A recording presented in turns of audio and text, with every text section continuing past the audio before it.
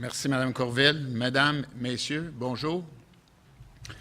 La mise en garde. L'exercice 2017 a été marqué par la solide performance des activités de base de Banque Laurentienne Groupe financier.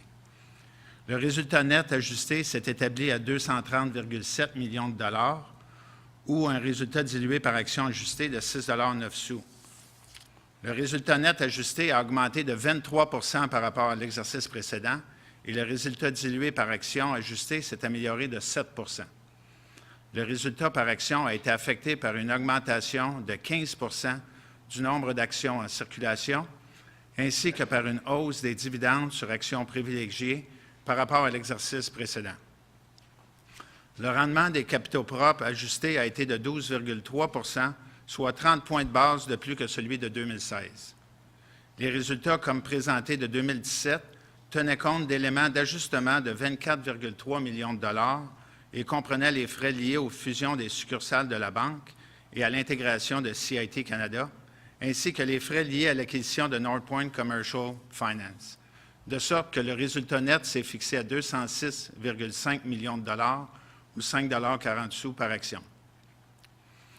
Le résultat des activités de base a subi l'incidence positive de la croissance dans les créneaux que nous ciblons et des progrès intéressants que nous réalisons au chapitre d'éléments clés de notre plan de transformation. Plus particulièrement, en 2017, les prêts aux clients commerciaux ont augmenté de 22 %. Nous avons enregistré une croissance interne de 9 %, déduction faite de l'acquisition de Northpoint. Par ailleurs, les prêts hypothécaires résidentiels souscrits par l'entremise des courtiers et des conseillers indépendants ont augmenté de 22 %. Dans l'ensemble, en 2017, nos revenus ont progressé de 9 %, tandis que les frais autres que d'intérêts ajustés ont connu une hausse de 3 % par rapport à 2016. Notre ratio d'efficacité ajusté s'est amélioré de 350 points de base en comparaison de l'exercice précédent pour atteindre 66,1 %, grâce à l'évolution de la composition de nos produits et au contrôle rigoureux des dépenses. Nous sommes toujours très satisfaits de la qualité du crédit de nos portefeuilles de prêts.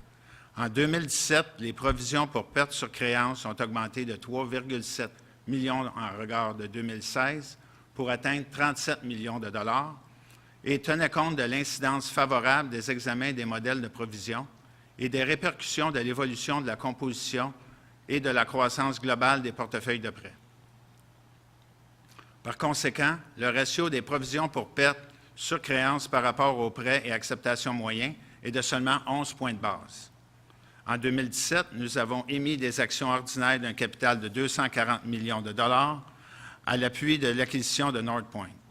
De plus, le conseil d'administration a haussé le dividende sur actions ordinaires à 2 reprises au cours de l'exercice précédent, soit en juin 2017 puis en décembre 2017. À la fin février, la Banque a fait état d'une bonne performance financière pour le premier trimestre 2018. Le résultat net ajusté a totalisé 63,2 millions de dollars, soit une hausse de 20 % en regard du résultat net ajusté d'il y a un an. Le résultat dilué par action ajustée a été de 1,49 $, une augmentation de 4 % et a subi l'incidence de la hausse de 16 % du nombre moyen d'actions ordinaires en circulation par rapport au premier trimestre 2017. Le rendement des capitaux propres ajustés s'est établi à 11,5 %. Comme présenté, le résultat net et le résultat dilué par action ont atteint respectivement 59,7 millions de dollars et 1,41 $. Le rendement des capitaux propres est demeuré relativement inchangé par rapport à celui du premier trimestre 2017 pour se fixer à 10,8 %. Les résultats ont été touchés positivement par une augmentation de 10 % des revenus d'un exercice à l'autre, attribuable principalement à la solide croissance des volumes du portefeuille de prêts commerciaux, tant en interne qu'aux moyens d'acquisition, et à la hausse des marges, notamment sur les prêts acquis. Compte tenu du contrôle rigoureux des dépenses, notre ratio d'efficacité ajusté de 64,8 % s'est amélioré de 260 points de base d'un exercice à l'autre. Au premier trimestre, nous avons poursuivi la mise en œuvre de notre stratégie de croissance.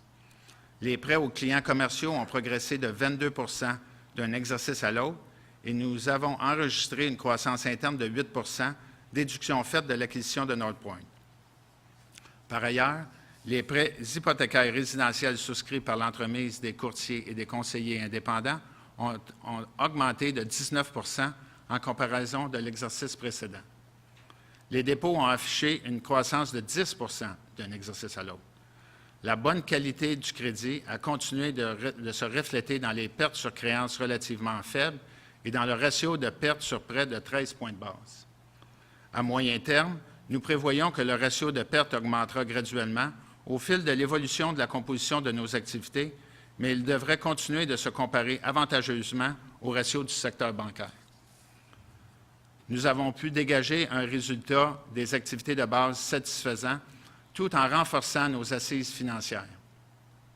Au premier trimestre, le ratio de fonds propres de catégorie 1 sous forme d'actions ordinaires, calculé selon l'approche standard, a augmenté pour passer de 8,2 il y a un an à 8,6 et le niveau de nos liquidités continue d'être solide et nous procurer la souplesse opérationnelle voulue pour mettre en œuvre notre plan de transformation. L'objectif de ce plan étant d'améliorer la performance, nous réalisons des progrès au chapitre de l'atteinte de nos objectifs de croissance et de nos objectifs financiers à moyen terme pour 2020. Je vous remercie de votre attention. Je redonne la parole à Mme Courville.